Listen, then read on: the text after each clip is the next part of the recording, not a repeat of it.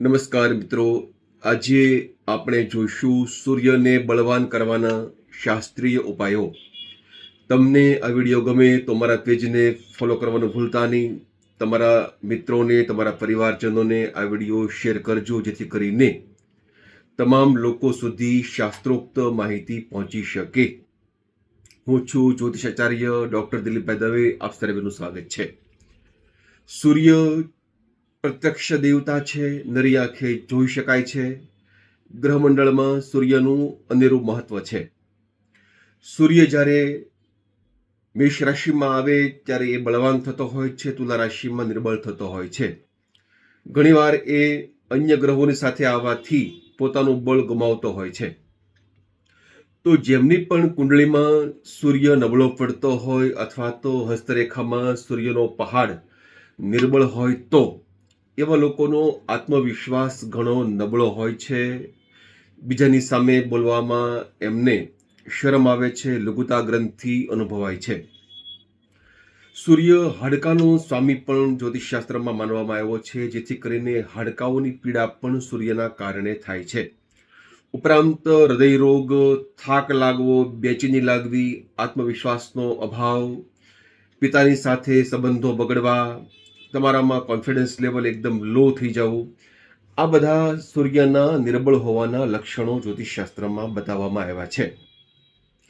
સૂર્ય નબળો હોય ત્યારે ધંધામાં મુશ્કેલીઓ આવે, વ્યવસાયમાં મુશ્કેલી આવે, નોકરીમાં પ્રમોશનમાં મુશ્કેલી આવે, અથવા તો ઉપરી અધિકારીઓ સાથે પણ તમારે વિવાદ થાય, એના કારણે મોટી મુશ્કેલીઓ જીવનમાં સહન કરવી પડે. હવે તમારે સૂર્યને મજબૂત કરવો છે, સૂર્યને પાવરફુલ કરવો છે, અથવા તો સૂર્યદેવની કૃપા પ્રાપ્ત કરવી છે, તો એના માટે સરળ શાસ્ત્રીય ઉપાયો તમને હું જણાવીશ. ચોક્કસ તમને ગમશે.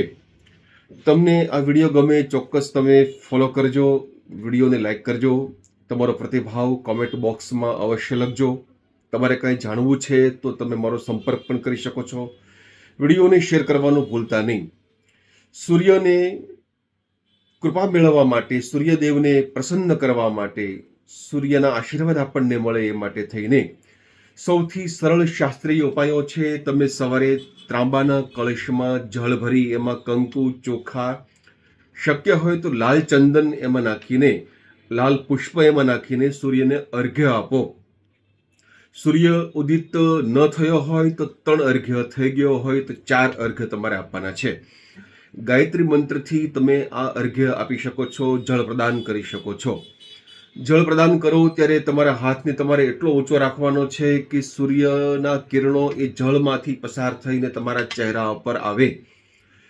જળ જે નીચે પડી રહ્યું છે એના છાંટા તમારા પગ ઉપર ન ઉડે એનું તમારે ધ્યાન રાખવાનું છે. કંઈ નીચે પાત્ર અથવા તુલસીનો કેરો, કોઈ વૃક્ષ, કોઈ છોડનું કુંડું એ તમે રાખી શકો છો. એ તમારે ખાસ સાવધાની રાખવાની છે.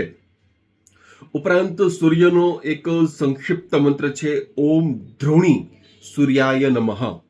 આ મંત્રનો જપ તમે કરી શકો છો. એક બીજો પણ એવો જ મંત્ર છે, ઓમ રામ રીમ રોમ સહ સૂર્યાય નમઃ.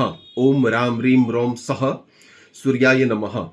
આ મંત્રની તમે 1 માળા, 3 માળા, 5 માળા, જેવી તમને અનુકૂળતા હોય એ પ્રમાણે તમે એનો જપ કરશો. ચોક્કસ તમારો આત્મવિશ્વાસ વધવા લાગશે. ઉપરાંત તમારો પ્રભાવ, તમારા ચહેરાનું તેજ, તમારી ક્રાંતિ વધવા લાગશે. તમને તમારા વ્યવસાયમાં અનુકૂળતા સર્જાવા લાગશે. ઉપરાંત તમને સારો એવો લાભ મળવા લાગશે. જે લોકોને સૂર્યની કૃપા મેળવી હોય એમને પિતાની સેવા ખાસ કરવી જોઈએ, કારણ કે પિતાનો કારક પણ સૂર્ય છે.